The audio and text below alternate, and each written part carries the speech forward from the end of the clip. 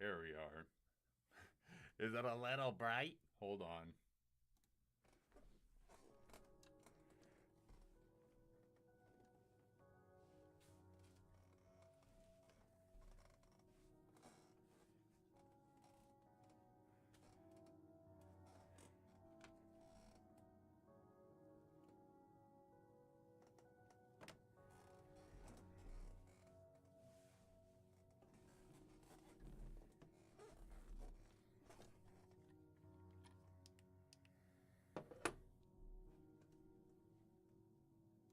There we are.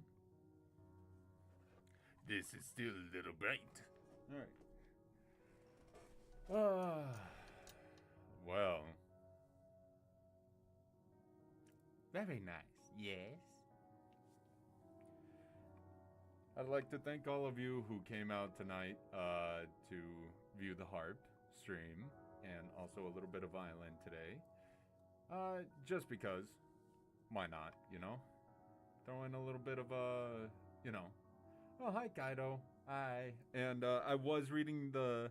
Yeah, I was playing the violin earlier. Yeah. And I was reading the messages as time went. So I could see all the comments on Twitch, both on Twitch and YouTube. So I could, you know, interact with you, you know. And last message on, I want to thank Jeb, a person, and Lucifer. Yes, I'd like to thank you three on YouTube for sticking around and for listening. Thank you. And I'd also like to thank Kaido, Simon, Bastard, and let's see, there was someone else, wasn't it? No, just Bastard. Okay. Bastard. Thank you for sticking around and listening. Are you hearing Matsumoto Autu in your sleep yet? I will look that up. I am not risking looking that up right now and listening to it because yeah. Yeah, I learned my lesson last time.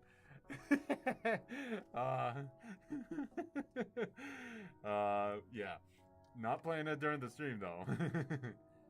If you're watching, yeah, I am. Well, I'm dreaming about them, and I'm dreaming that I could stream them. I wish I can stream those things. Oh, it's so nice. Uh, they're extremely hilarious. Yes. Oh. But yeah, I don't think we can. Yeah. YouTube doesn't like that, so I'm not gonna do that ever again. Yeah, anyway. Thank you very much for all of you coming up. I'm gonna be playing Binding of Isaac as Binding of Isaac, Final Fantasy 14, just for, you know, Thursday, Friday, and Saturday. Because I think Thursday, Friday, and Saturday are good days for everyone to just come in and say hi. Yeah, Final Fantasy 14. I'm still in the beginning, just to let you know, Kaido. Are you past the free trial stuff? Yeah, way past that. Like, I beat the first part where, I pretty much beat Darth Vader, you know, that whole... The Galleons, you know, the Galleons. I got past the Galleons. And, let's see, I got past... Oh, I don't remember the story anymore. Well, there's so many expansions. Like, the first story is just like, oh, you know? There's so much in the first story. But I've been told by a friend that the first expansion, which is the first story, the base story, it's gonna be, what is it? The first part is gonna be the longest expansion you're gonna face. The rest of the expansions are gonna be shorter than this, and I'm like, okay. Well, now I'm really liking the story so far. though it does drag on quite a bit. With the whole player part of like you have to have a party of this and a party of that, and I have to wait 30 minutes for people to join in, and then it's like when they join in, I have to say, here, I'm here, you know, or just say, hi, how are you? I hope you're doing well, just to show them like I am paying attention and I want to get this over with, you know. So yeah. Besides that, I mean, I'm sure if I was like with a group, it would be easier, but none of their streamers around here playing Final Fantasy 14 at the same time as me. Tank gets instant queues mostly. Oh, okay. Yeah. Well, let's see. I'm doing tank. I have tank and also attack. Like, you know, no healer. No healer class yet, but I gotta say, yeah, damage. Yeah. Well, thing is, okay, so as I'm playing this game, I'm comparing and contrasting because I, for one, used to play World of Warcraft, right? I played World of Warcraft. Healers are tricky because Final Fantasy 14, they also want you to do damage. Yeah. Yeah, so I used to play World of Warcraft, and I tried it out for like 3 months, right? I played with some friends. Only heal. Yeah, and that's what I'm used to. Yeah. Yeah. I was a hunter in World of Warcraft, and my friend who introduced World of Warcraft to me was the worst person to introduce World of Warcraft to anybody, because all I did the whole entire time was grind like caves, like just grinding, like it was just pure grinding. That was all it was. And I hated it. I was like, this is boring. But there is a culture to it. I can see there's a culture to like World of Warcraft, like there was for TF2, and I do mean was. TF2 doesn't have a culture anymore. TF2 is just how do I put it? Like mainstream to the point where it's not even fun anymore to play. Too many tryhard, like you know what I mean. Too many tryhards, no casual players, and if there's a friendly server, like it's not really like fun, right? It's just okay, you know. But how TF2 is structured, it is so beautiful, and the community loves one another so well. Not love one another. It just there's a lot of love put into TF2, right? You can look at the SFMs, you know, all these awards. What the hell was it called for the SFM videos?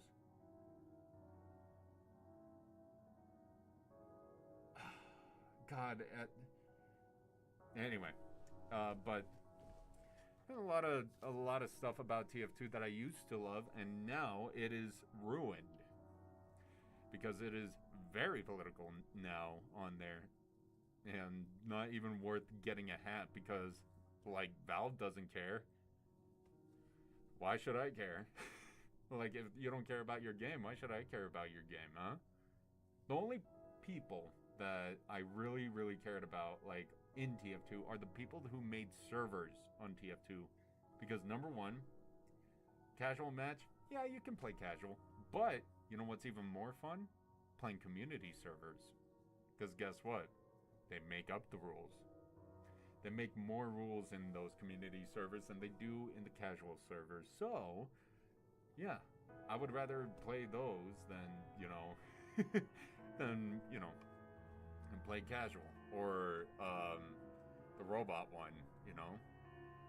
And fun fact too, you can also, in those community maps, get all the hats in the game. And you can, if you really want a hat, or if you have a loadout, you can have a community map where you can just have that as your default, like, person. That's like, oh, cool. Yeah. But, enough about me ranting about TF2. With music, I recently got a mini speaker I'll probably post it on Instagram. I'll have to link my Instagram to my Twitch too. Uh, I'll post it on my Instagram. What I've been trying to get, because one thing I was thinking of when I go to these cons, because I am gonna go to cons, is playing my violin or guitar, like on a little pocket speaker, right? And yeah, so doing that, I was researching, and it turns out the best pocket speaker that you can have for like a violin or yeah, for a violin or a guitar is gonna be like a guitar. Oh, sorry, a guitar. Huh? I know how to do one. Sorry about that. Is a Marshall brand pocket speaker. You can just hook it onto your belt, and just play away. I tried these other brands for a cheaper brand, and they all sound like doo-doo, so that's gonna be a no. But for me, Marshall, for some reason, throughout all of history, has somehow pulled through all the way to now. They've never let me down, and they have yet to let me down. Same with Ibanez. They're a very good guitar company. If you ever think about a guitar, get an Ibanez. If you want a good speaker, just a good speaker in general, Marshall. And if you're wondering, the credits of that, look at any music video with a rock group in it, and bam, Marshall. That's a whole wall of Marshalls right behind you, right behind them. Because high quality sound. That's why. Anyway, so what next? So maybe Binding of Isaac for Thursday. I might be doing that at the same time as I started here, except like on the hour. Yeah. And this time I'm going to be starting from the very beginning.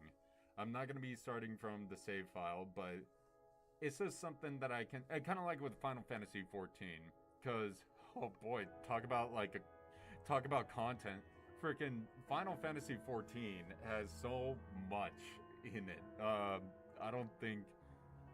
I'm not gonna finish it this year. I don't think I'm gonna finish it this year at all. Like with all the stuff like in Final Fantasy 14, I'll try to finish it, but oh my, that had to be the only thing I have to be streaming this whole entire time, because hot damn, is it hot? Like, is it long? Yeah, it took me more than a calendar year just to get through the free trial.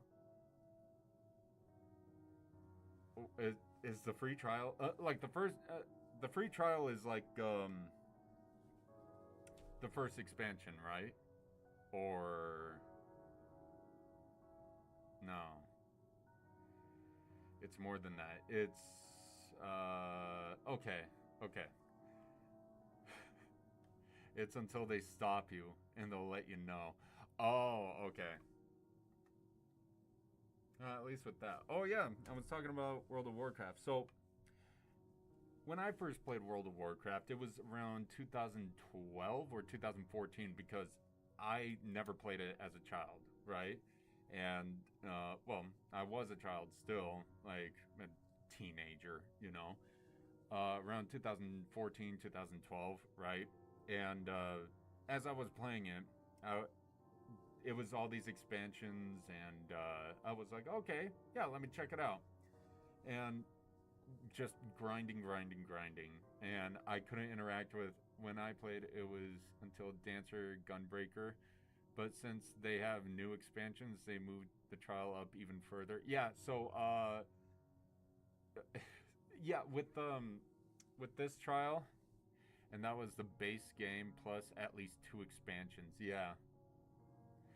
When I was playing Final Fantasy 14, okay, so right now, they have Samurai class, by the way, so I'm playing that, and it's fun, but yeah, it's one of those things of, I don't have to worry about money either, so I'm pretty happy about that. XP is very position dependent, yeah. It is really good. I'm really liking it. Same with Dragoon, right? Um, and I didn't max out the level on Dragoon. I don't think. No, I haven't, because the max is like, oh, what is the max? Anyway, with World of Warcraft, I played it once, well, twice. Once was the first time was around 2012, 2014 when the king died, right? And spoilers if you're really into World of Warcraft. But in that expansion, I was playing it around then, right? Then I just kept, grinding these caves, these arenas, whatever. And it was just that. Nothing really, like, ooh, you know? And then the second time I played World of Warcraft was World of Warcraft Classic. World of Warcraft Classic, which I can see in nostalgia how that would be like pretty good, like pretty like what a relief, because if it's the first of its kind, it's the first of its kind. You're gonna look at it and be is very quest center centric. Yeah, and there's no markers. That's the worst part for World of Warcraft for me. There's no markers on the map. You have to just you actually have to read the quest and figure it out yourself. That's one thing I really hated about it, actually. But you know what? That does make you immerse. Yeah, I know. But like it makes you more immersed into the gameplay, which I can see. There are, yeah, no, there are. But like when you're starting out in those quests, you're just like, okay. Like in World of Warcraft Classic, like Classic doesn't have any waypoints or anything. There is a GPA. Yeah, there is a GPS system, but like for example, you go up to an orc and you have like a quest, right? And they're like, fetch this over at this beach, and it's like because like you have to read it. But like with Final Fantasy, they have the quest right there. They tell you all the buttons. Like they're like, okay, here's a button menu. This is how you open up everything. With the World of Warcraft, it's you have to find it. You have to seek for it. For Final Fantasy 14, they make it easier where it's like, this is here, here's your quest, there's your waypoint, and you look at your map and you're like, oh, nice. With World of Warcraft Classic, last I played it, no. Classic World of Warcraft, no. But I will say I do see like where you could get into it. I'm not into it personally, just because of personal reasons. Nothing to be like, this game sucks, because I do admit like the game is good, right? But you compare that to Final Fantasy 14, Final Fantasy 14 is gonna win by a long shot.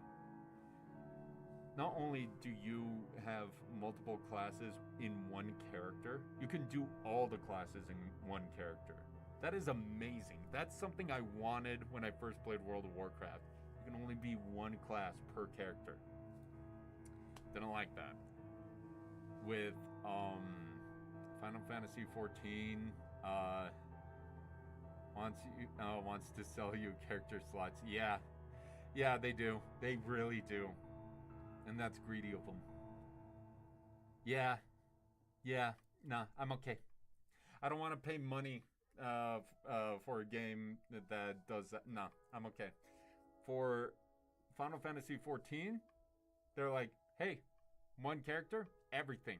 You can literally be every class. I know some people in Classic paying for 2 subs so they could have one of each class on each side. Wow. Damn. Yeah, not gonna do that. Sorry about that. But, not my bread and butter.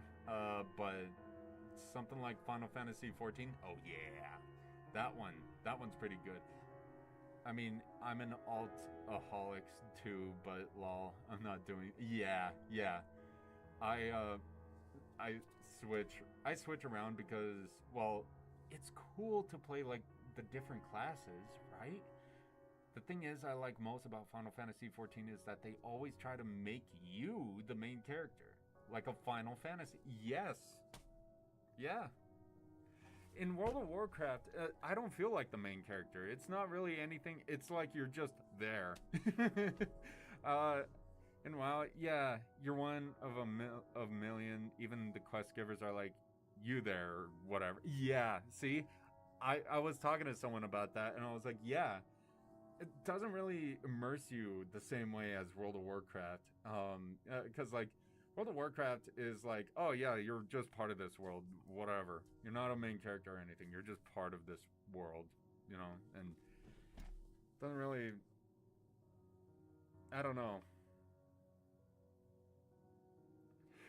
I know some quests later in the game is like, about time you got here. If you didn't, I would have gotten someone else. Dude, I saved your ass twice over in 2 expansions.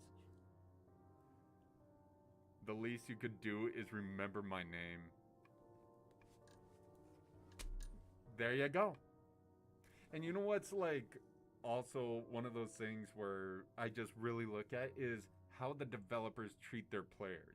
Now, I was talking earlier about TF2 being the way it is, right? TF2 has no care or love in it anymore. The only people that care and love about it is, one, the voice actors and actresses, and two, the community that is left over. Not the new community. The new community, they, you know, they're around, but they're very toxic. Yeah, so, but if you look at TF2, and here's, if you have a bot problem in your game, you would imagine to be like, oh, hey, let's fix that as a game developer, right? But how long should that take? One day, a month, maybe? And then maybe after that, I would be like, if I was a developer and seeing that, I would go on my knees and say sorry to everybody that was happening for over a month. Guess how long this bot problem was going on? And I bet it's still going on. It was going on for over 5 years. For over 5 years, you couldn't play casual maps or casual matches in such a long time. Because you got these bots who are blasting like birthday horns, like, and then they're just like auto aiming, like shooting up in the sky, right? And then and like people are like, Valve, what the hell, you know? And then they're like, we don't really care. Then everyone was like, okay, you know what? I'm just gonna uninstall the game and put a very negative rating on there. And once that happened, that's when they pay attention. That's when they care about their game. It's all about numbers to them. It's nothing about the love. And that's where it's like, it's dead, it's done. Not even playing it anymore. I might play it sometimes if people ask me, but I'm not gonna play it like just casual, like out of my, like, you know, oh, I want to play this, you know, because number one, the community maps that I used to go to, gone. It's over. They don't even want to pay for the servers anymore. Now, with World of Warcraft and Final Fantasy 14, I see the similarities there too. Where World of Warcraft, here's a complaint, or like here's actual constructive criticism. And back in the day, I remember there was like, they actually took constructive criticism. I do, because in cons or expos, they would hear that, and they would be like, oh, like there was this one guy who gave the best advice for World of Warcraft, and every developer that was there on the panel was just like, wow, we should actually implement that into the into the gameplay. There was a rumor that Blizzard kept Diablo 2 on for so long because they were the ones running the TOS items for cash shop. Yeah, you know what? I wouldn't even doubt it. Blizzard is such a shit company. And unless they sponsor me in the future, sorry about that, Blizzard. But also, actually, you know what? No, I hate Blizzard this much. I wouldn't even care if they said like, "Hey, Mr. Bones, would you like to be sponsored by us?" And I'm like, "Fuck you, no, hell no. You guys are horrible people. All of you are horrible people. You've been rude." And like the original, if you were the original guys in Blizzard, I would be saying yes, absolutely, but not anymore, not at all. They like the path that they went through, irredeemable. So bad. Like there'll be future rants about Blizzard in the future, but like if you want to just see like a bad gaming company, number one, look at Ubisoft right now, right? Look at Ubisoft. Actually, Ubisoft and 2K. I don't know if it's 2K anymore that owns Borderlands 4, but Borderlands 4, right? Okay, I don't know if you saw this or like there was a video hovering around. There was this you can pre-order the game, right? You can have a pre-order bonus, right? You pre-order the game and you get all this stuff like soundtrack, CDs, like a statue. It's really cool. It's a really cool setup, right? But here's the kicker. You don't get the game. It's $160 that you paid for this, right? But you don't get the game.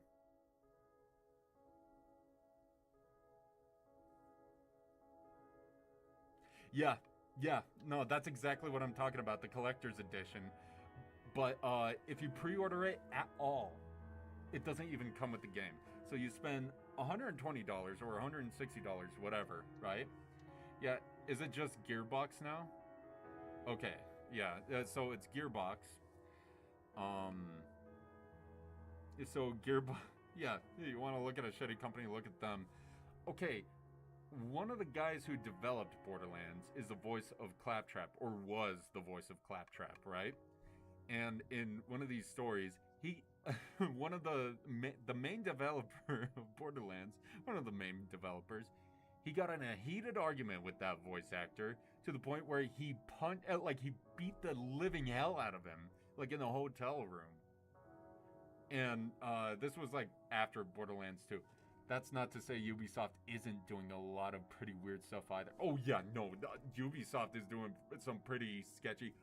Jeez. Okay, Assassin's Creed Shadows. God, I feel like such a nerd talking about all these games and the game. Like, well, actually, this game company is evil. It likes this one, and talking like Burley and stuff like that from Deltarune. Well, actually. But, yeah, it's, with Ubisoft, I knew they were already a shitty company, like a shitty gaming company, because they really didn't care about their fans. When it came to Assassin's Creed Shadows, that was like the final, like, there you go. Like, if you can't see it now, you'll never see it, you know? And I predict that they're going to keep going, and they're just going to go on a worse path. Why? This is why. When Assassin's Creed Shadows was under development, they had a due date. It was in November. I saw a streamer play a game called Yasuke Simulator that has this in their description. Historically accurate, the accuracy. The Yasuke Simulator team has done its research and went above and beyond to provide a totally historically accurate depiction of feudal Japan with Yasuke the Samurai. The screenshots was a black dude with guns riding around on a motorcycle. Oh my god.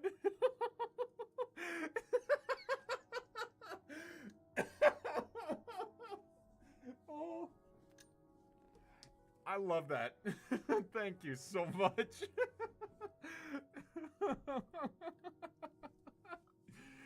Oh, yeah. So that, that, and also the other Assassin's Creed games like Odyssey, how the Animus they broke the lore for Assassin's Creed 2. I was huge.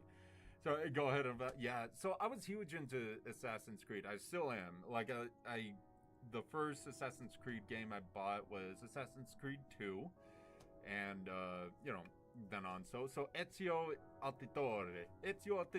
I know him. I'm huge into that series, right?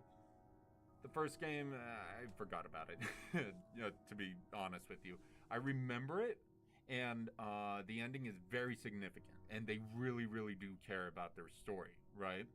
That is until after Black Flag, and debatably in Black Flag, you can see like, oh, they don't care, you know. But in Shadows, when I saw like, well, number one, that girl in the beginning of Shadows, she was in the comics for Assassin's Creed, and she has met Ezio, right? Ezio Auditore di Firenze, you know. She has met him. Like, that is already like, oh my god, please show like flashbacks of her and Ezio talking, please, please. That would be awesome, you know? No. I haven't played the game, nor do I want to even see the game. I do not support that game at all, because you pre-order the game, right? And it's due in November, and it's like, all right, here it comes, November. We'd like to apologize, but we are going to delay the launch of Assassin's Creed Shadows. Here's your money back. Huh? Okay. Well, is it gonna come out? Not yet. I don't know. And it's like, all right. And then it's like, oh, I can pre-order it again. Oh, it's gonna come out. Okay, cool. Oh, that's not a pre-order. What is that? Points? In-game points? In-game currency? That's the only thing I can get? Oh. And then a few months later, you can pre-order. So you pre-order it, and all that cool stuff that they had right there? No, not there. It's not at the same level of Todd Howard pre-order of like saying like, and it glows in the fucking dark, you know? But it's up in that same level, right? So they delay. I think 3 times they delayed. And then you could buy the game. This one streamer bought it, got it, and Ubisoft signed a contract with her. She's a VTuber, and she streamed it on Twitch, right? And they said in the contract she was supposed to play it at this specific time. Like, for example, 5 p.m. Eastern, like 5 p.m., right? They didn't say the time zone. So in her time, she was on time on it, and she did everything up to the contract, up to the T, right? Except someone over on the other side of the world saw this and said, that's not right. And then called Twitch, got her account banned on Twitch. Her whole channel just gone, right? And then just was like, oh yeah, I guess we didn't say specifically what time in the contract. Oh well. So not only did they acknowledge that they screwed up, but they don't even want to. They're like, oh well, they don't even fix it. It's bad. It's that bad, and I will never ever touch a Ubisoft product, because if they're gonna run their business like that, where they're like, I wish to be on a power trip. No, I'm okay. I wish not to give you money if you're gonna be doing that. Corporate's got a corp. Yeah, Yeah, pretty much. At least you got money though. There's a lot more than some other places. Yeah. To the company, but like imagine like your full-time like imagine this is your full-time job, right? I would love this to be my full-time job, right? And then someone comes up to me and says, stream it at this time. Okay, so just at this time. Yeah. No specific time zone. Yeah. Just my time. Yeah. And then you do everything to the letter, and then all of a sudden, channel gone, revenue gone, sponsors gone. Just because there was a misread on their part. Yeah, I'm not going to trust a company like that. Same with Blizzard. I don't hear any cases like that with Blizzard. But as far as I can tell with Overwatch, I have heard a lot of players who used to play Overwatch and say, why are you making this less fun? Which I can just say, greed. That's why. They don't really care about you. They don't care about like the whole like culture of the game. It's one of those things of, do you care about the players that play your game? And Final Fantasy XIV is a great show of yes, that is true. Yeah, Overwatch 2. Oh, please. Yeah, no, I was like, I was surprised when people were actually playing Overwatch 2. I was like, you're actually gonna play that? Really? Okay, well, go ahead.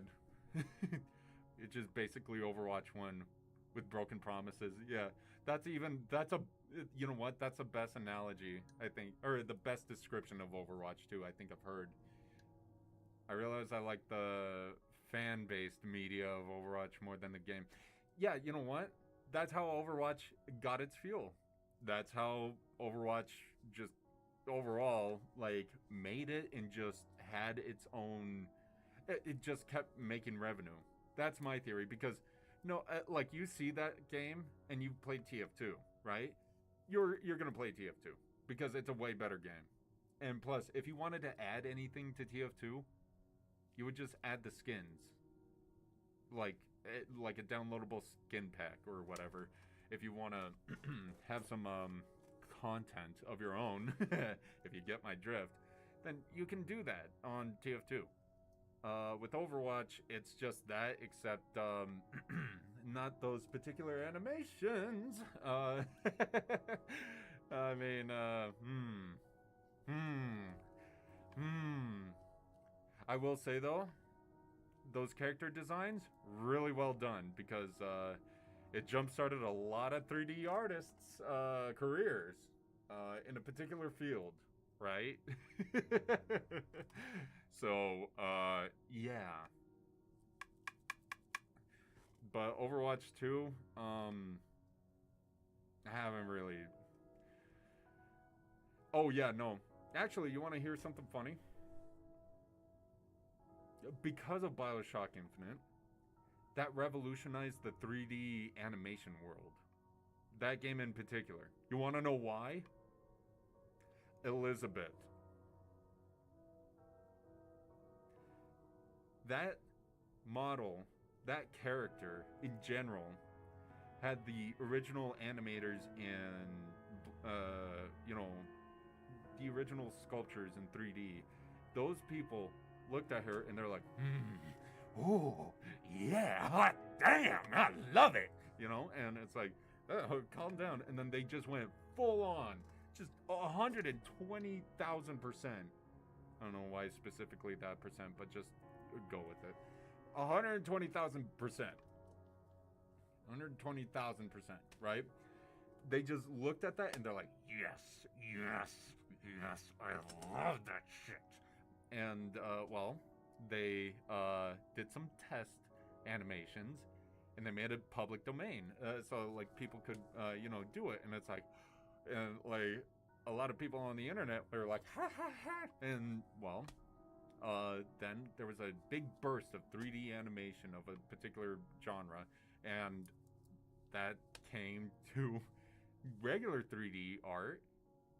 And up to now, they still use that technique in that particular coding and programming for a lot of 3D animation. So if it wasn't for you know, if it weren't for the gooners out there, if it weren't for the gooners out there that were making Elizabeth's model, we wouldn't have the revolutionary 3D modeling and 3D renders and animations that we do now, which a lot of independent animators such as Gooseworks or people working on Blender would not have unless if it wasn't for certain feelings towards Elizabeth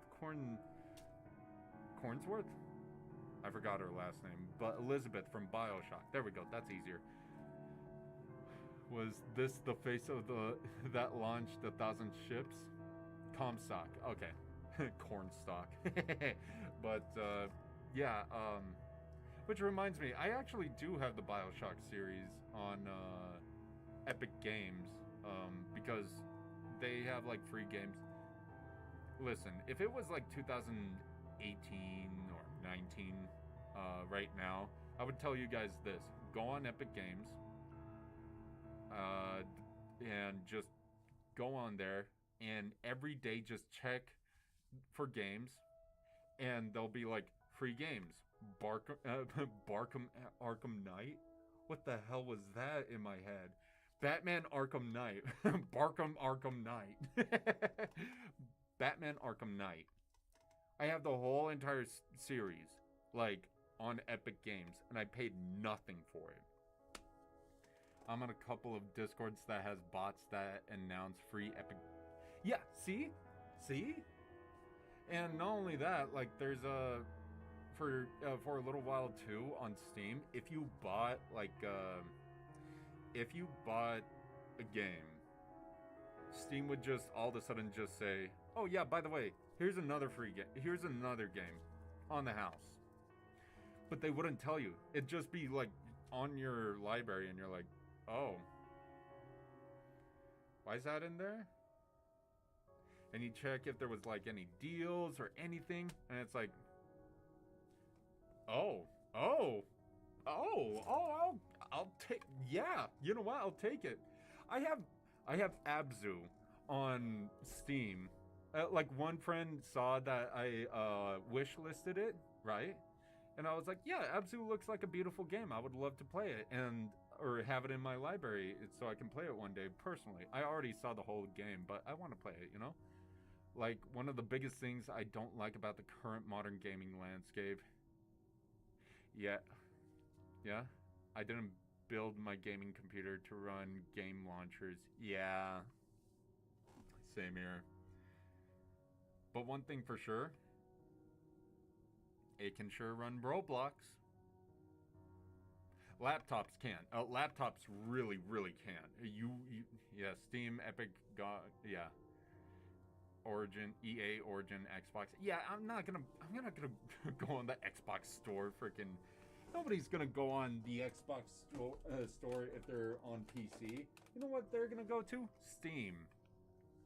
The only two game consoles or like any game thing nowadays that is worth looking into is PC, which is just like, that's just gonna be it, you know? Nobody's going to be buying an Xbox or a PS5 in the future because PS5 is already ending. PlayStation 6 is already in development. What game in PlayStation 5 is there that people are going to be like, oh, I remember that. Oh, it was such a memorable game. What? Beyond Two Souls remastered? What? What? What? Like what?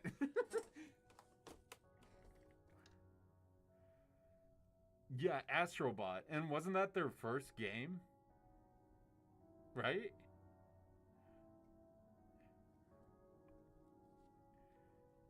I'll have to look into that because Astrobot is one of those games where I just think about where I have no idea about it, right?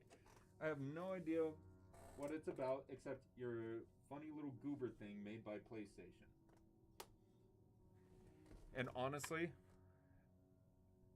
okay, be honest here. The best gaming console.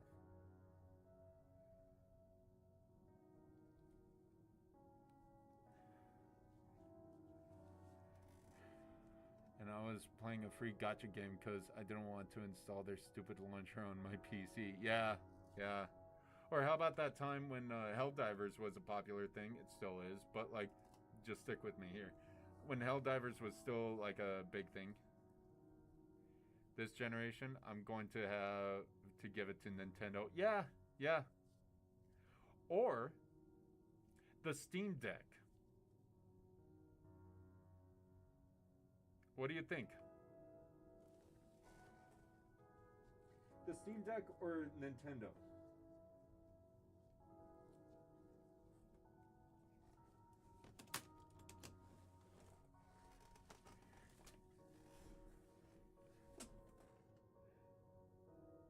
Right? I have played the Switch before, and it's decent. It's pretty good, and you can hook it up to your TV and play it right there, right? Now, for the Steam Deck, you can modify it and not break it. The Steam Deck is easy to modify, and I have seen people modify it in front of me, right? It's not too hard, and it's not simple either. Oh, hell no, it's not simple. But if we're talking about modifying it, then that's going to be a different... Yeah, it is a different competition. But I'm just saying in total, like, I think we just have to give it more time, because the Steam Deck is a brand new thing. In my eyes, it's a brand new thing, right? And Steam just has a whole lot of games on there that is just either independent or just, you know, you can buy Silent Hill 2 on there, you know, which is a PS2 game, so it doesn't really count. And it's like, you know. You can buy Deltarune on there. One thing I do miss, though, with consoles, or actual gaming consoles, is I think the thing I don't like about Steam Deck is that it unfortunately can't support right now. Yeah. But you can also buy Resident Evil Village on Apple. No, you can? What? You can buy Resident Evil Village on the Apple App Store? Steve Jobs is smiling from Apple Heaven right now. Oh my god. Yeah, you can post links. Yeah, no problem. I trust you. You're not the malicious type, so... Actually, you know, funny story. There has been some malicious types on this channel too, that not only post links, but they. Oh my God! Yeah, you're right. Oh wow. Oh, you know what's funnier? The ratings on this. It says 3.9 out of 5. I'm just gonna... I'm gonna share this, actually. Hold on. And I'm also gonna change the music. Hold on.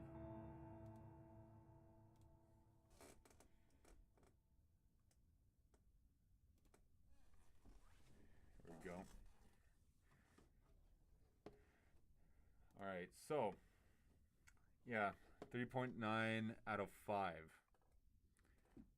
Look at the, I want to see the 1-star reviews. I want to see what those are about. Hold on. What the hell? I want to... Yeah, okay. Here's one 1-star. Hate to rate it 1 star, but it's all it's worth now. Oh, man. Wait. Let me get my camera. Let me get my camera. There we go. My camera went down. Alright. Hate to rate it 1 star, but it's all worth now. But that's all it's worth now. This is a 5-star game. Capcom's out here almost single-handedly keeping the mobile gaming trend alive with their full console game ports. People are genuinely in shock when I tell them these games are on iPhone. Yeah, like me. Thank you, by the way. There's also Resident Evil 4 and 7. I believe it. If they can do this, Jobs is smiling for Dami Mommy. Yeah, he is. Oh, you know he is.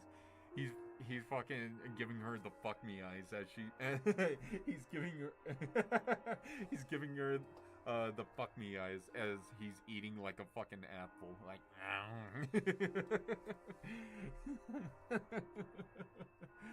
oh boy. All right. Th- but now we have to ask the question. Why do people like mobile games? The answer is so they can play the games they love anywhere. So why in the name of God did Capcom lock people out of playing their games without a constant internet connection? Oh, that might be a problem. Wow. This was my go-to game series for traveling airplanes, long car rides through the country, and gaming on the go without having to worry about bandwidth or cell service. If I need cell service to play, why wouldn't I just stream the game from my Xbox and get better graphics anyways? This new connection requires ruins everything that made this game series on iOS so good. It's a 5-star game ruined by a 1-star management decision. And it makes me feel as if spending $40 on an iPhone game isn't enough to earn their trust. There are many people pirating iOS games? Really? I can no longer recommend this game to anybody. And frankly, I'm embarrassed I ever recommended it in the first place. Hopefully someone else can pick up where Capcom dropped the ball and keep the true mobile games alive. Until then, I'm done with this game series in Capcom, since I have no doubts they'll ever remove the internet requirement. That is sad. I mean, that's just one review, but still, that's already enough said. Like, you have to have an internet connection. Yeah, people jailbreak iPhones and iPads. Yeah. And people say it's easy, but it's really not. It's not anymore. I bet back then it was easy, but I never really looked into it or researched it, but there you go. Oh, man. But yeah, with my personal... Okay, as far as like all-time great console for me, I love the PS2. It's a childhood favorite of mine. And yeah, I'm putting on the nostalgia goggles and I'm full on boomer mode. I don't care. Which is weird because it's, if you want to go true boomer mode, it's like, well, actually, the Sega, you know? But, I mean, the PS2 is one of those revolutionary consoles where companies were just pushing and pushing and pushing and pushing for innovations, new gameplay, new ways to play games. Right? And same with the PS1 in comparison, right? I mean, you look at Metal Gear Solid 1. That's a huge one, by the way, of, like, innovation. Like, reading the game console and seeing the other games the player has played. That's insane. Same thing with PS2 when... being moddable definitely helped it sell a lot more units. Yes, actually, funny enough, I have a modded PS2. It's like a Frankenstein version of a PS2 and a PS1, right? And the reason why it's like that is because you can read PS1 games on a PS2, but you have a higher probability of crashing and destroying the laser inside the game console. Because of those PS1 games. And not only that, it once you get someone who's actually tech savvy about those little specific things about those consoles, he can like fix that laser and get everything done. And he can even like, this guy was amazing. Guy named Pablo. I bought one of his consoles and oh my god, it's like so nice just to play it, you know? I have 2 in case one failed, which it did. Okay, good. My PS1, I have a PS1 Slim and a fat PS2, right? And both of them have not failed on me. The Slim was dropped by my cousin when I was a little kid because he is a horrible kid. He was a horrible kid. Like, He, like, the first time he visited, like, my house, he freaking broke the screen door. And then not only that, like, the second time I ever met him in my life, he looks at my PS2, I look away for 1 minute, and then he drops my PS2, and the next moment I know, like, his parents are yelling at him, and he's like, I didn't mean to do it! I didn't mean to do it! Like, this dude was trouble. But he did break my PS2. He broke the power button. So whenever I push, like, turn on the Slim, I have to turn it on with, like, a little pin or a paper clip. Because, or, like, if my nail's long enough, I just turn it on with my nail. Because I can see the little white button that turns it on the console, right? And, yeah. Oh, bypass the laser problems. I don't know if you know, but they have PS2 memory cards that will let you boot games off of USB hard drives. Yeah. That's another thing that I can do, but I haven't done that. Simply because I just haven't, you know? But this game console is interesting because the one that I bought is not just because it has a PS1 or a PS2 Frankenstein inside it, because that's what the original model was. But the other reason why I bought this is because it was modified, software-wise. Where about a PS3 Super Slim? Yes, please. But that fat PS2 that I have somewhere around the crypt, it has developer mode on there. There's a way to, you know, actually get the developer mode on and everything, and I have to stick a USB in and whatever, but, like, I haven't done that yet, because simply I just haven't, you know? I wanted to play these games, like, fair and square first, you know? Okay, so you have a PS2 Slim, and if I remember right, the cover flips up, right? Yeah. Or, the cover? No. It ejects out, like this. Like, towards you. Like, towards the Slim part. Like, oh, wait, no. In the Slim, yes, it goes, yeah, like a hood of the car. Like, yeah. You're right. It does flip up. You're right. Sorry. Let's see. Let's put this right here. I wanted to get a PS3 Super Slim, and I ordered it online, and when it did, the laser was exposed and I was missing the cover. Oh, because I was expecting the cover to flip up, right? Yeah?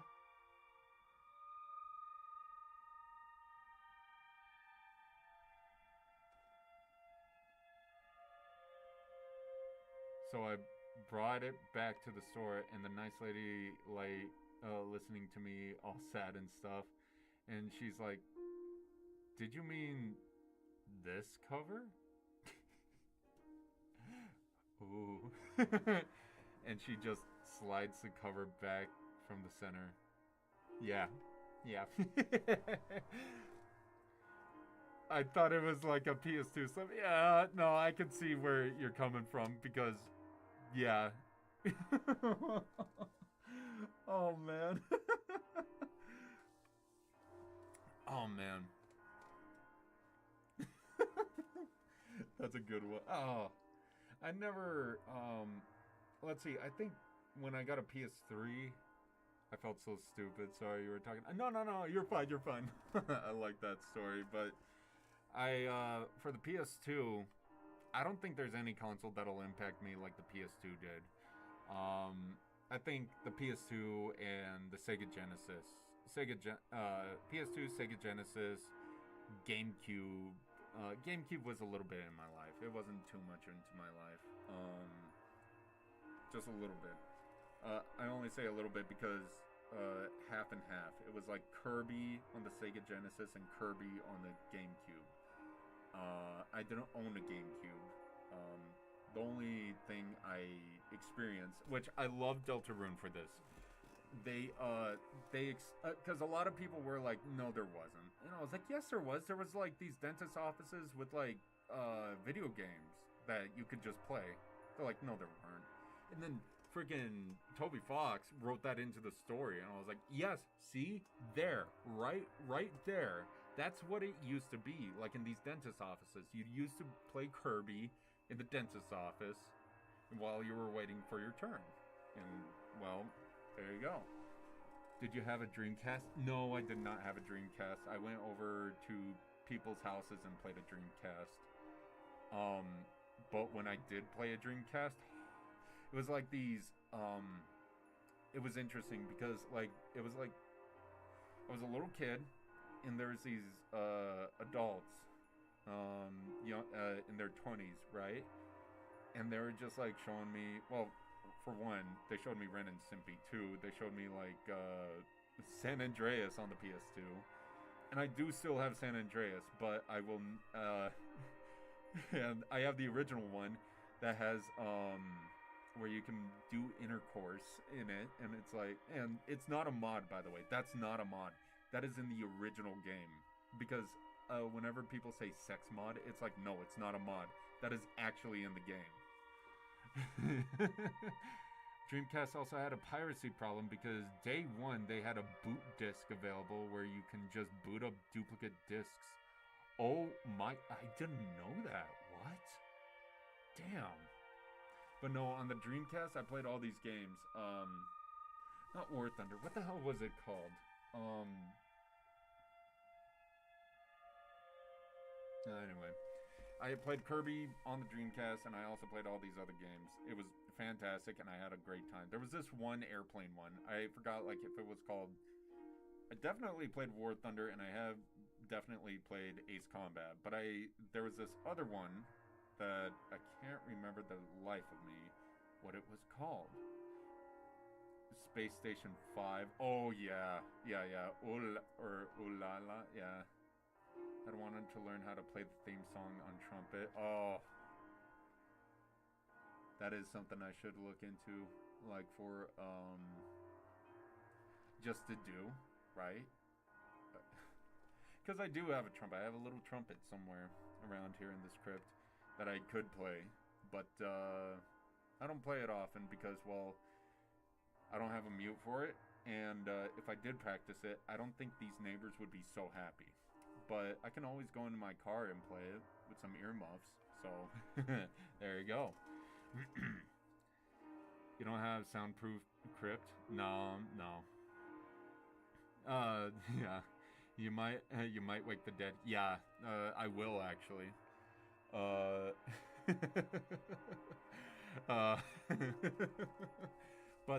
let's see, what was it? Yeah, so I played on Dreamcast, I played on PS2, but Dreamcast was very little, but I did own a PS2. So a lot of PS2 stuff, I'm like, ooh, that's my bread and butter. I love it. Dreamcast stuff, I did play it. And I will observe that they are really great games. And I wish I did have it, but I don't. So, you know. Let's see, but, you know, first game I ever wanted, like, I genuinely, really, really wanted, was, Shadow of the Colossus. That was my first game that I was just like, oh, please, God, I want this, because when I saw the PS2 at first, and it was advertised everywhere, with the posters, like, yeah, that is a good one, that is the PS2 game. In my opinion. Devil May Cry 3 and 1 are really good PS2 games also. But if you're talking about a PS2 game, look at Shadow of the Colossus. Right? I mean, there's a lot of games on the PS2 that I'm just a fan of. I'm just a fan of the PS2 in general, right? But, like, Persona 3 and I think Persona 4 was also on PS2? But also, can I just say, the PS2 lasted long. Way longer than I would expect it. You know? Yes, alright. Yeah, when I was playing, Persona... I played Persona 3. I never played Persona 4. I do have it in my library because of that. Persona 4 was on PS2. Yeah. So I played Persona 3. I played Persona 3 all the way through. And then I lost the disc. Or actually, no, I didn't lose the disc. I sold the disc. I sold the game. Because remember that whole GameStop slash play and trade slash anywhere video game place? Where it's like, trade in your game for $5 and we'll buy it. Well, I earned $120.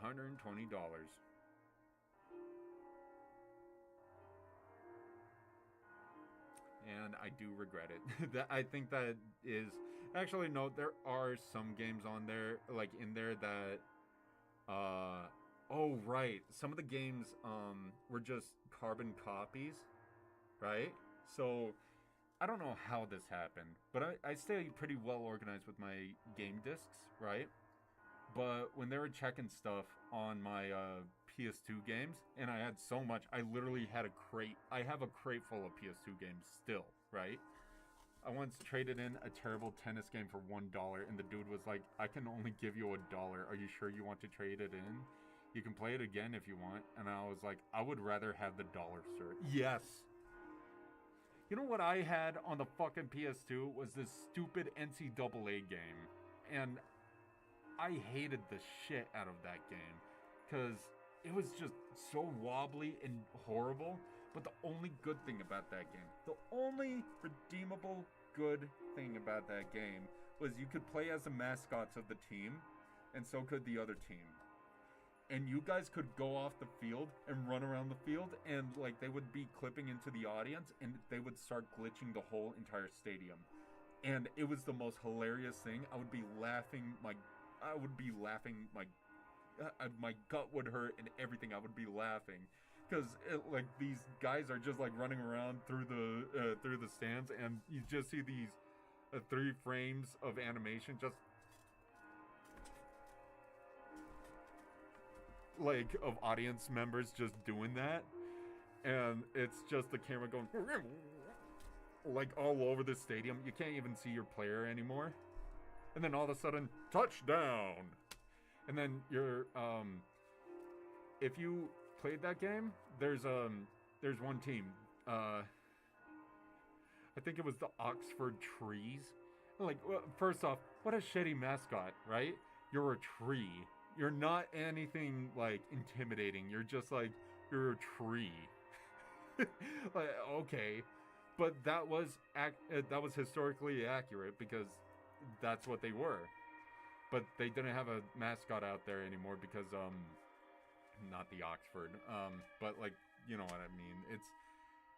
It's Stanford trees or something like that, you know. Anyway, but yeah, like, so you get these trees with like no arms, mind you. They don't have any arms. So the animation, if you caught a ball, you wouldn't see it. You would just see like a freaking you would just see VTuber simulation, like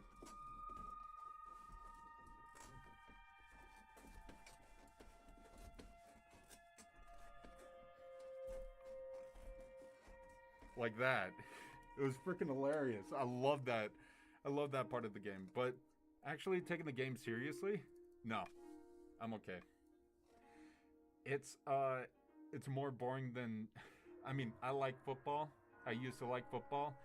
But if you watch freaking NCAA or those NFL games, they're freaking boring. There's nothing going on. I mean, you can plan and do all this stuff, but it's like, dude, you know what would be more like cool to watch is like something like a poker game, right? That would be something cool. I would watch that. I would watch that 100%. But freaking what? The football game? That doesn't make any sense to me. I really tried to play some of those Joe Madison football games, but I could never do it. Yeah. Yeah, no, well, for me, okay, so I did play football when I was, like, in school, right? So, I understood, and same with golf. I played golf, football, all that, right? And, whenever I saw these matches on TV, I could observe it and say, hell yeah, I love it, you know? Actually, but now it's just, it's a whole different feel. It's different. It's not the same. And if you were to watch, if you were to watch football now, you're just gonna be bored. Because honestly, it's not like on edge, or you're not rooting for anybody anymore. You're just like, oh, okay. The New England Patriots make it to the Super Bowl again. All right, cool. Like, I care, you know? Like genuinely, who cares anymore? Nobody. I don't think anybody, but like, there's people that treat it like a religion. Hell, the Super Bowl nowadays is just like a freaking holiday. Like, everything's closed. It's like, I don't know. Interesting. I think out of all the commercial ball sports, though, football is the easier one to understand, which why I liked it. I think golf is the easiest one. I think golf is way easier to understand than like football, because like with golf, right? With golf, it's simple. You just, depending on how close you are to the hole, like the amount of swings you have to take, the closer you win. The lower the number, you win, you know? Golf seems easier to understand until I hear the commentators what the commentators are saying. Well, let's see. Well, you have all the different clubs and wedges, though. Yeah, okay, so here's an easier way to look at it, okay? So with the clubs and wedges and all that stuff, this is how easy it is. So you get your driver, right? Getting a driver, that's the first thing you do. You get your driver, and then you swing, right? And then you hit close to the hole. Now, if you, the green is like that bright green path that's leading right to the hole, right? And if your ball lands somewhere like in between there, you have to decide in your head, like, okay, I'm halfway in between the start and the hole over here. So what I'll do, since it's literally 1, 2, 3, 4, 5, 6, 7, 8, 9, since I'm halfway there, I will use the 5 iron, right? If you're like right there, right on the edge, and you have to go uphill, you want the wedge to be like this, right? So you can just chip it in, like, and so you use a 9 iron. And once you're in the putting green, right, you use your putter. And the thing is like super, like, it's tiny compared to the other like irons, right? So you have to hunch over, and you have to use your whole torso, and you have to follow through all the way, kind of like with baseball, or you have to follow through with your hit, like, ow, you know. Well, you have all the different yeah. No, it's way easier. Like, once you're like in there and you're actually golfing, you're like, wow, this is a lot easier than I thought. And it's like, yeah, it is. It's such an easy sport that you could literally drink while you're doing it. I don't think there's any other sport that you can just drink a beer while you're playing it. I mean, I don't know. I guess you can with football, but football is like, get your ball over the line. Yeah, that one is easy. Yeah. Other people will try to stop you. I don't get the scoring. Oh, the scoring? Oh, there is actual history of like why it's like, you know, 6 points specifically, you know. But pretty much it goes like this. Oh yeah, and these are downs. So downs are pretty much like, okay, you got to go 5 yards beyond like where the ball landed, right, when you kicked off, right?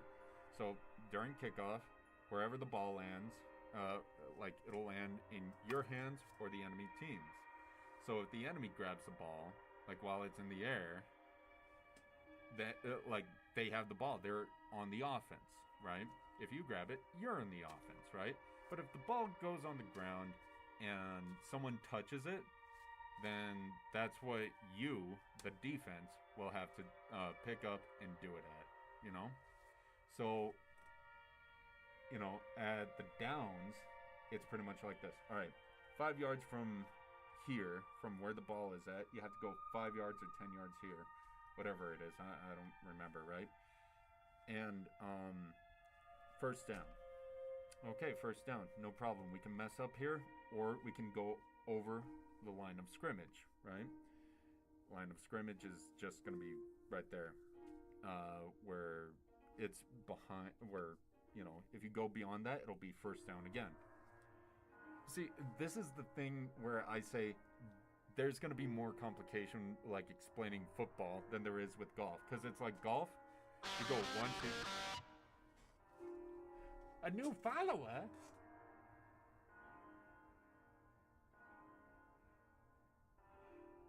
Hello? Hello? Someone rated? What? Hello? Hi, how are ya? We just got done with music, and I'm just talking for a very, very long time. I didn't expect to talk in, actually. I was just like, oh, what's up? But hi, how are ya? How are you people? You know what? In fact, I'll bring out my harp again. Hold on. I wonder if you saw that plumber bud. Hold on.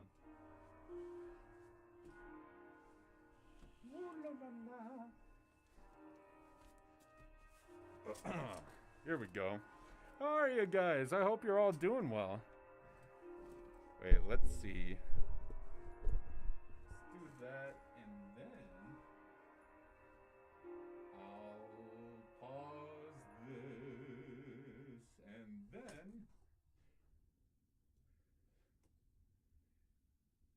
I was streaming as a chair on collab. Oh, nice.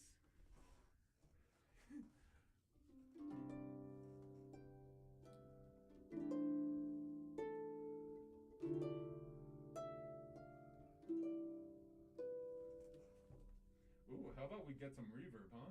Hold on. There we go.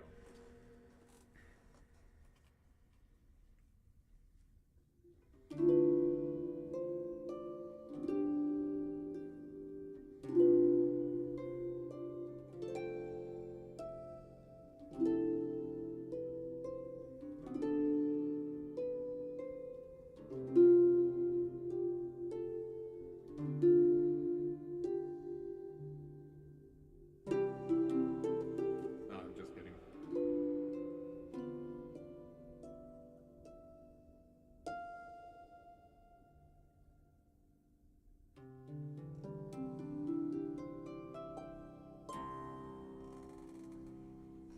All for you. And thank you very much for the raid. I hope all of you had a good night and a good stream. There we go. And back to the music. Oh, let's see. No. There we go. Yes. There we go. Oh, it'll probably be better if I bring the mic right here too. Oh, you love Harp? Oh, thank you. It was fun. Played Baldur's Gate 3. Oh, nice. Yeah, oh, that's one game I haven't really experienced much of, but I'll look into it because, well, a friend played it before the official release. He played the demo of it because he was a huge Dungeons and Dragons fan. So he saw that game, he saw the D20, and he was like, ooh. And I saw him play it for the first time. I was like, oh, interesting. But I never had the inclination to actually play it. Or the money or the funds or anything. So I spent it more on, well, all of this, and also like the frickin' harp. So, you know, I was like, buying video games or getting a harp? Yeah, I'm getting the harp. Definitely getting the harp. Such a beautiful instrument. I love it. Oh, speaking of, I recently got a speaker. I talked about this before, but I'm just gonna make it brief. I got a speaker for playing my guitar, like just on the go, literally on the go. Like I can walk around and play the electric guitar, right? I will recommend this for everybody who plays guitar, right? Get a Marshall Pocket like speaker, because those things powered by a 9-volt battery, and you can plug in your guitar, any guitar in there, or any instrument that can plug in, right? As long as it has actually go ahead my as long as you have this as your plug-in, you're gonna be fine. So anyway, let's see, but yeah. Ooh. Yes. Yes. But what was I talking about before the raid? I honestly forgot about the raid. I didn't want to play Baldur's Gate 3 until they told me I could play as a pro wrestler tag teaming with another hot lady throwing enemies around. Oh, I didn't know that until now. I don't want to play a new RPG, but I might play a new wrestling game. You know, I haven't played any of those wrestling games. I should look into that. Maybe a bit. Yeah, football is harder to understand. There's like all these specific rules that you have to follow and yada yada yada, you know. And it's but like with golf, it's you know, counting 1 to 10, and then you get to the putter, and it's like simple. Get this ball in the hole, you know. Let's see. You know what's an easy one to understand? You know what's the easiest sport to understand? Boxing. No, not just boxing. Let's see. UFC, MMA. Does that count? Yeah, that does count as a sport. That is easy to understand. Oh my god. Like that. I mean, I will, like, I used to do martial arts when I was a kid, like Taekwondo. And just seeing all those guys fight, that is something. Hit harder. Yeah, what's the goal? Hit harder. Kill him. No, no, don't kill him. But, like, freaking, I would recommend No Mercy for N64. It's the only game where the United States Secretary of Education can win the Royal Rumble. Boxing is hard to understand. It is hard to understand, like scoring points and stuff. Oh yeah, scoring points in boxing. Yeah. No, actually, yeah, you do have a good point, because well, it's one of those things where it's interpretive. That's why I say it's like, you know, you can be the best lawyer in the courthouse, but yet, like, you know, like the best, like, without looking at it biasly, you know. But the judge goes with that attorney at church. They go to the same church, that attorney and that judge over there, you know. So, let's see. Linda McMahon is an N64 ex-wife of Vince McMahon. Back when she was involved with wrestling franchises as well, so she made it into the game. Whoa. That's damn. But that's another one. Wrestling. Funny story. There was this Mexican grandma I used to know who didn't watch soap operas, right? Like all the other Mexican grandmas, like they watch soap operas, or Mexican moms or whatever, right? They watch soap operas or whatever. This one watched WWF. She freaking and she's like explaining in Spanish, like, oh no, see, like the reason why he's angry with him is because he saw his wife with him at one point, and they don't like the two wives fighting, so now they're fighting against each other, and she has like all this WWF lore, and she's like explaining it like it's a freaking soap opera. And I'm like, that is amazing. That's the best way to it. I want to like, it's, you know, and her kids are annoyed by it, But like every time like I hear it, I'm like, oh, no way. And then you just see these guys just freaking body one of each other. It's like, that's way more dramatic than soap operas. Yeah, that's what, yeah. That's how I always saw it, lol. Yeah, no, it truly is like a soap opera where, like, you know, like, hey, I heard from this guy that you did this to my woman. Like the other guy's like, what I did? What have I did? And then the guy's like, oh, what have you did? I'll show you what happens. And then freaking,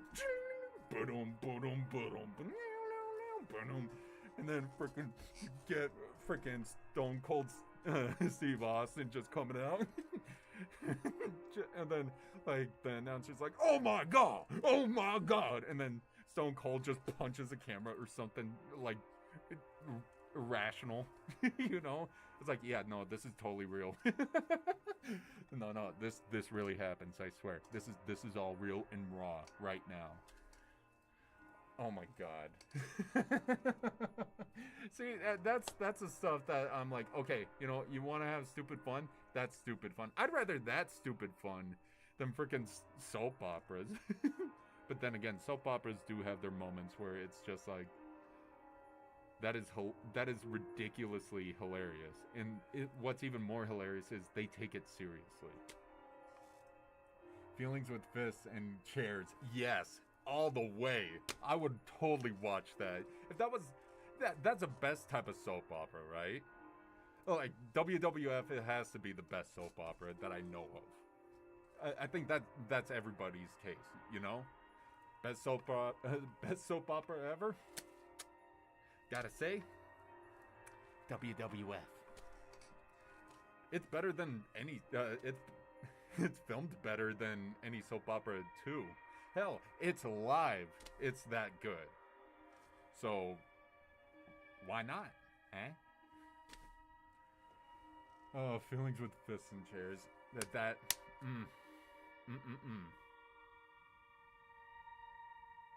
I do have to look into those games, though. They do seem pretty fun. Especially, like, seeing those other streamers, like, do it with their characters, you know? Ah. Well, listen. I want to talk some more, and I want to play some more. I want to play more, like, harp, too. But the thing is, I got some work to do, which is doing a cover song. I'm doing a cover song, and I gotta really hone in on it. Because well, here's the thing. I got a lot of it done already, but I gotta refine it, gotta make it look and sound good, right? And then there's gotta be a music video. And then I have some other plans for you guys. For the crypt, of course. And so on and so forth, and so on and so forth. Yes. Hell, I went so far with this cover that I even bought a bass. And I've never bought a bass before. I have played bass before. And by the way, if you're ever skeptical about like getting a bass or like getting an instrument or playing the bass or whatever, it is. Yeah, hold on.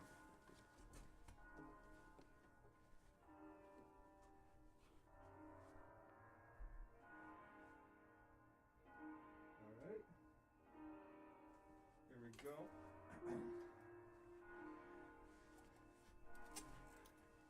Here we are. See?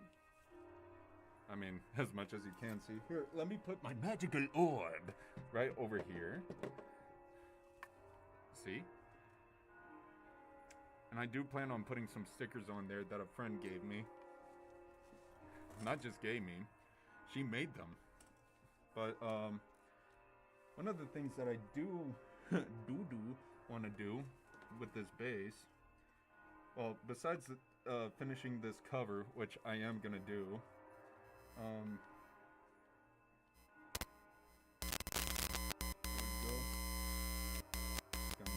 come on, get it in there, come on, you got it. There we go. Is that even on?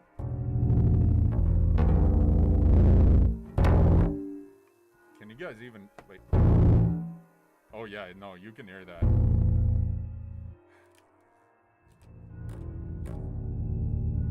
I can't hear it.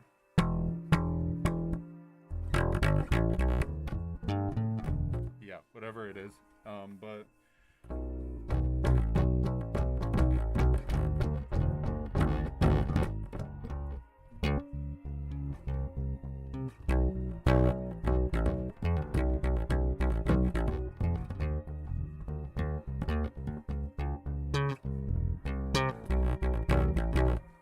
yep, there you go. There's the bass right there.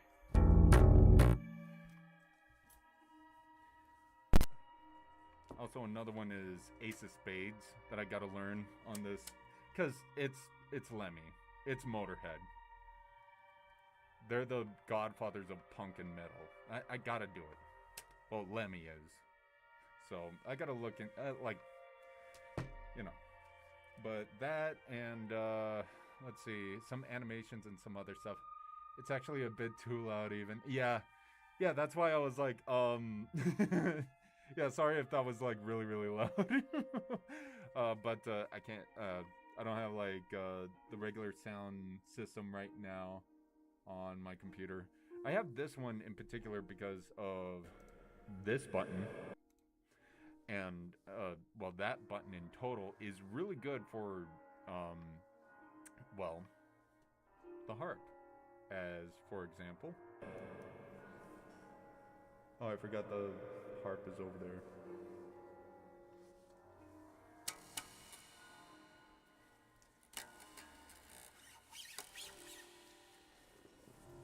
And you can hear everything.